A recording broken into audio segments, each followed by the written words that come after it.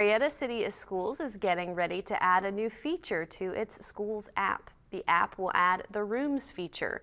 It will allow two-way conversation between teachers and parents. Teachers will be able to send information and documents for younger students' families. Christian Hudspeth, the communications coordinator for Marietta City Schools, says Rooms will allow parents to be more informed. Well, I think a lot of times parents might have questions outside of that typical parent-teacher conference schedule window, and technology is great and it allows our families to reach out and see what their students doing well and what they can improve on and what they can work on at home.